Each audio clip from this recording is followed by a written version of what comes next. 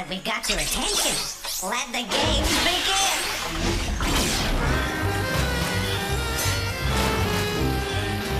Game cartridges assembling. Greetings. Game loading. Mind your fingers.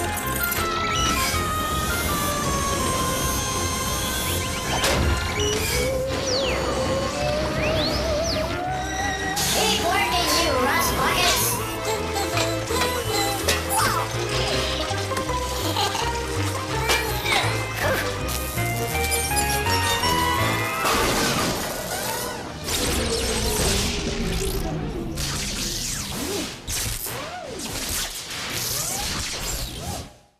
Uh-oh. Ah, that's just great. Megabytes, terabytes, downbytes, gigabytes.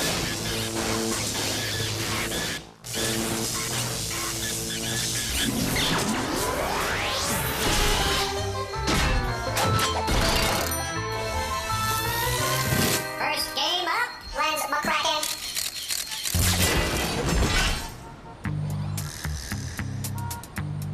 Hello, I'm Lens McCracken, ace photo sleuth. I photograph crime scenes. A message to the punks out there. My pictures will nail ya, then the coppers will jail ya. Have a seat, Muggsy. I need your help in figuring out my latest batch of photos. Then, after we have all the clues, sit back and wonder as I bewilder you with my powers of deductive crime-solving reasoning. It was a cold day. I was wearing a sweater. I guess that's why they call it sweater weather. The teapot was cracked and leaking, and that's why I call this case the case of the cracked teapot case. Check out these photo clues and see what you get. Whoops, sorry kid, but I guess I zoomed in way too close here. This clue sure gives me something to chew on. Can you help me figure out what it is? Rats, another close-up. I guess I'll just have to sit back and try to absorb it. How about you? Did you soak up all the information? I'm all out of ideas. Want to take a whack at it? Come on, baby. Serve me one of your ideas across the table. Now, let's look at them all carefully. I don't know how you're doing, but this looks like a job for my dogmatic darkroom computer, the Solutionator.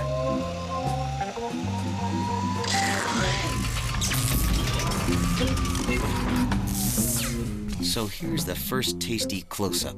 Did you figure it out? It's red licorice. Good work, sugar. What's the next photo? If we get this one, we're well on our way to mopping up the case. A sponge. Okay. This last picture isn't even giving me a sporting chance of getting it. It's a ping pong paddle. Now it's time to really score and wrap up the case. The famous circus tumbling act, the Great Spazoids, were working their day job as house cleaners. They were scrubbing the kitchen of Old Lady Hill's mansion when they spied some red licorice hidden on the top shelf of the pantry. They climbed up on top of each other's shoulders, but still couldn't reach it. Then one of the Spazoids grabbed a ping pong paddle to swat it down with. That's when it got ugly. The Spazoids took a fall and landed on the old lady's china cabinet, thus breaking the said teapot. What's that sound, baby? It's the sound of the fat lady singing 'cause the case is closed. Am I good or what? When it comes to solving crime, I don't have time for petty details and facts. That's why I'm Lens McCracken, photo snoop.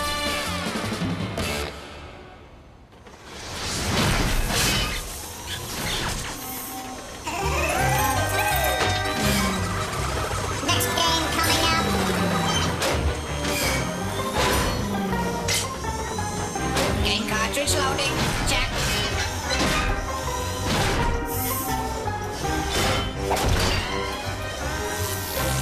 Distraction news on the air in 3, 2, 1. And now, Distraction News with your anchor person, Dora Smarmy. Good evening. I'm Dora Smarmy, and welcome to Distraction News, where we give you the news, and at the end of our newscast, I will ask you 5 questions about what I've reported. So make sure you're not distracted. And now our top story today, earthquakes. The Earth's crust is made up of pieces called plates. The pressure from the built-up heat and gases under the Earth causes the plates to rub against each other, causing the Earth to shake. This is called an earthquake. The cracks between the plates are called faults. Faults at the bottom of the Pacific Ocean cause earthquakes at sea, producing huge waves that are called tsunamis, which is Japanese for tidal wave. When they hit land, the waves can be as high as 150 feet. Wow! And finally, to measure earthquake activity, scientists use an instrument called a seismograph. Well, that was pleasant, wasn't it? Let's see how well you were able to remember the facts. And be sure to count how many you get right. Otherwise, no ice cream. What is the Earth's crust made up of? Cups, saucers, or plates? The answer is plates. What causes the plates to rub against one another? Love and marriage, heat and gases, or Franks and beans? The answer is heat and gases. A crack between plates is called a fault, a splinter, or a clunky. The answer is a fault. What is the Japanese word for tidal wave? Jumanji, swami-bami, or tsunami? The correct answer is tsunami. And finally, what is the name of the instrument that measures earthquake activity? Phonograph, stephigraph, or seismograph? The answer is seismograph. So, how did you do? If you got any wrong, was it A, my fault, B, your fault, or C, the gremlin's fault? Well, that's all the time we have for today, but remember, don't ever let anything distract you from watching Distraction News. So long. This has been Distraction News with your favorite cardboard cutout anchor person, Dora Smarmy. Come on, you buckets of bolts! What are you gonna give to me? Get the Ooh, look at that! Wow! Hey, what? Here, take this. Bye!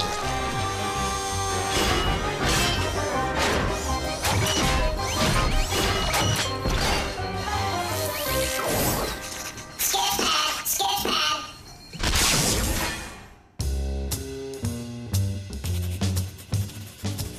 Hey, cats. It's your friend Sketch here to lay something heavy on you. Just 'cause you got eyes doesn't mean you always see. You got to get the whole picture before you really know what's going down. Don't believe me? Well, I'm gonna show you some pages from my sketch pad, but not every page. See if you can tell what's happening before I show you the missing pages. You dig?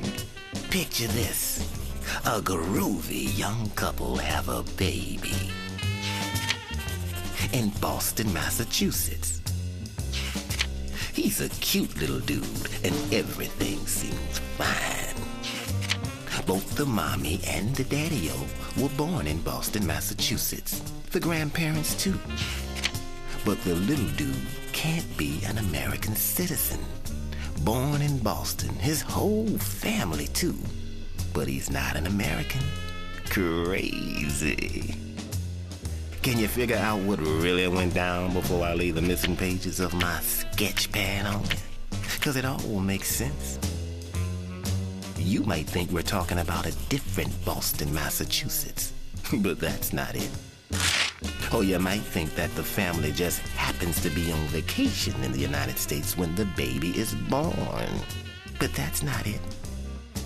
So you gotta ask yourself, when can you be born in Boston, Massachusetts and not be an American when your parents were also born there? How about in 1720, when Massachusetts was still a British colony? There was no such thing as the United States back then, so you couldn't be an American citizen. You dig? So like I've been telling you, when you really use your eyes, you're gonna draw the right conclusions.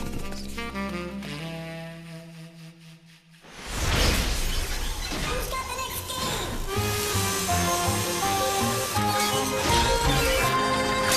Next game coming up. Greetings,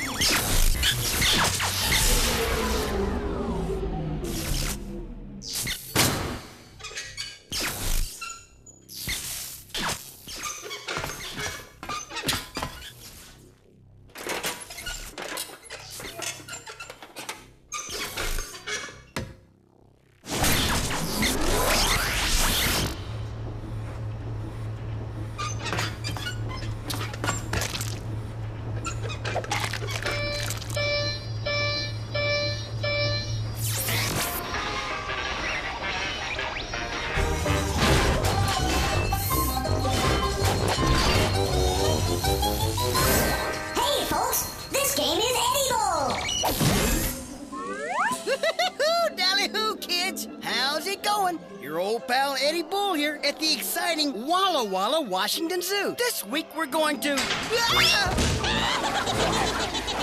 Eddie Bull, he's edible. He really is incredible. He's simply the best of the bunch. There's simply no disguising that he's so appetizing that we want him for our lunch.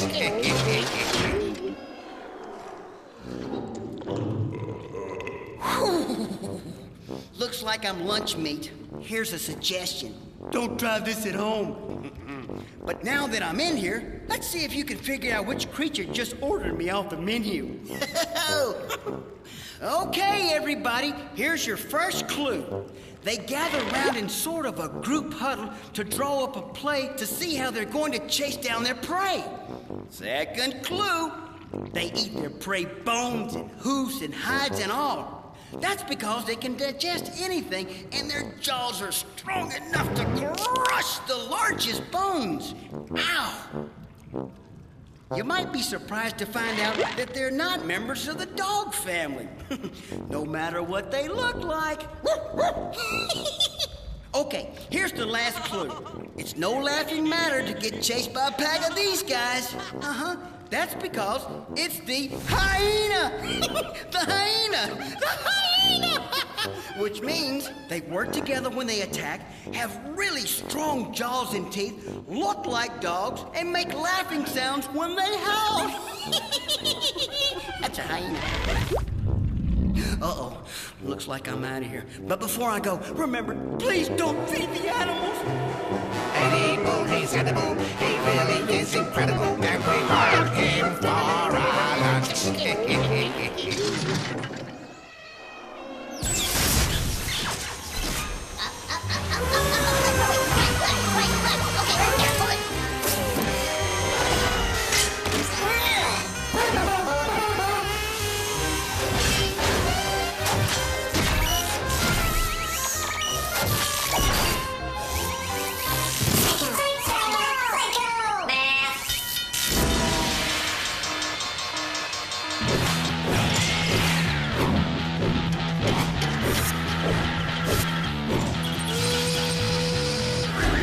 Everybody, are you ready for the 3 R's?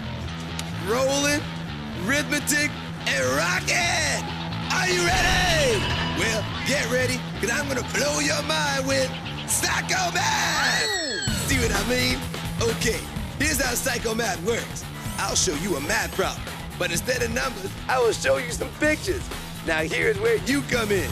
You figure out what numbers the pictures stand for and solve the problem. Get it? You better get it, because I don't have all day. All right, then. Let's do some Psycho Math. An ice skater skates this number. A figure what? Picture it in your mind. Then, add it to the number of letters in the word.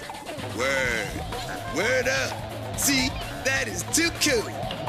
Then, divide it by the number of days in a weekend. And those better be the only days you don't go to school. See? Professor Rocket doesn't even like thinking about skipping school. Now, you got the answer? You take the figure 8 of the ice skater, add it to the 4 letters in the word word, divided by the 2 days in a weekend, and the answer is 6. 6. How you like me now? Listen up, because here comes the next one. The number of inches in a foot. Plus the number of points for scoring a dunk shot in basketball. Now just one basket. I'm not talking about no Michael Jordan hoops. Then take away the number of I's in the word Mississippi. Yes, you got to know how to spell it to get the right answer. Now, what does it equal? Okay, 12 inches in a foot, plus 2 points for a basketball score, minus 4 I's in Mississippi, and the answer is 10. And I rate 10 a 10 because it is such a fine number. Okay, last one, because Professor Rocket has a special lady called Algebra calling his name. Take the number of baseball players needed for a team. Just the team, not the bat boy. Not the water boy. I'm talking about the team. Subtract the nickels in a quarter, also known as 25 cents. Minus the number of quarts in a gallon. Sherbert, don't even waste my time with Sherbert. Everybody knows that Professor Rocket loves the rock and roll. Enough of that. Let's see what it equals. There are 9 baseball players on a team. Minus 5 nickels in a quarter. Minus 4 quarts in a gallon. Equals 0. 0. As in a whole lot of nothing. Congratulations. You did it. Now you earned a reward. All the sherbet you can eat. That's right. You eat it. I think it's nasty. Stay away from my rocky road. Everybody knows Rocky Road is reserved for the man that invented Psycho Man. Professor Rocket's out. That was cool. Let's play another.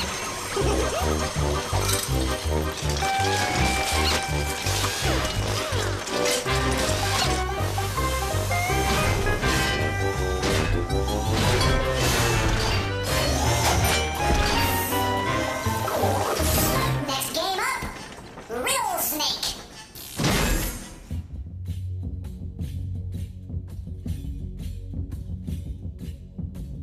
In the dark and mysterious recesses of parts unknown, there resides the strange and riddle-wise creature known only as the Riddle Snake.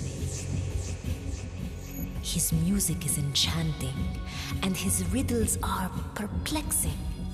So look close and think even closer, closer, closer, closer.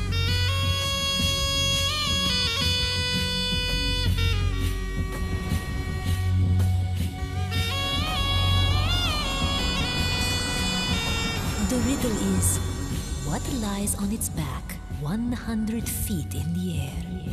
What lies on its back 100 feet in the air?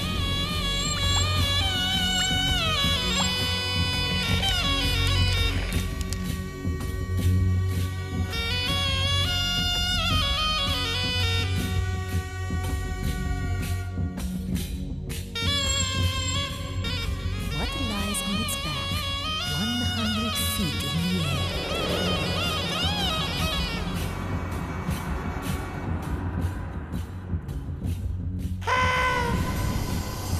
And the answer is a dead centipede. And to all you concerned insect lovers, no centipedes were injured in the making of this riddle. He's actually just resting. Bon voyage.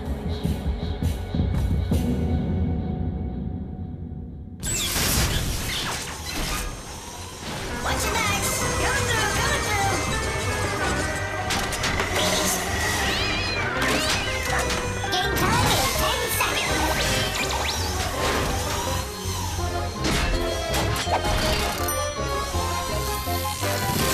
10, 9, 8, 7, 6, 5, 4, 3, 2, 1.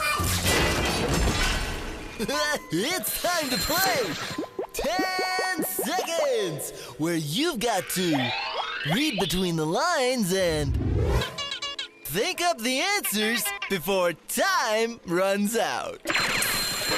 So now you know how to play. You're on your own. You got 10 seconds.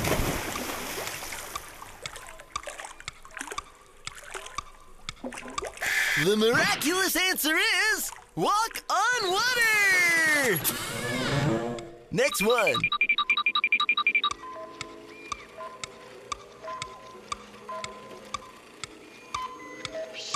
Did you get it? It's tiptoe through the tulips. What's next?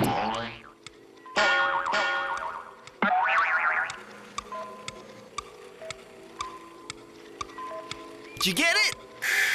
Holy cow! It's a triple play! You got 10 more seconds to get the next one.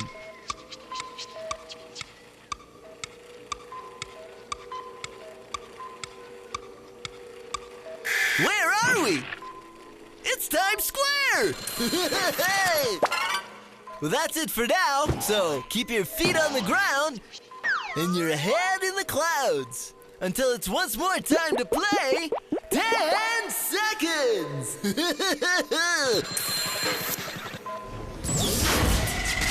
It's time for Crashbox Rewind, where we flash back through the show and remind you how smart you really are.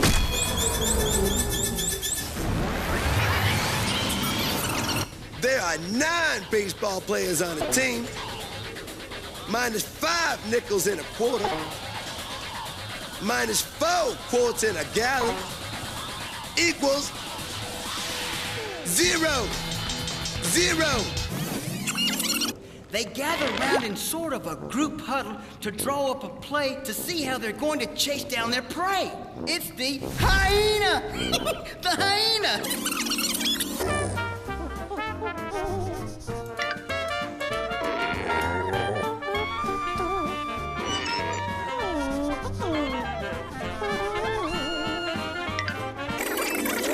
When can you be born in Boston, Massachusetts, and not be an American when your parents were also born there? How about in 1720, when Massachusetts was still a British colony? The Earth's crust is made up of pieces called plates. The pressure from the built-up heat and gases under the Earth causes the plates to rub against each other, causing the Earth to shake. Well, that's it for now. See you next time.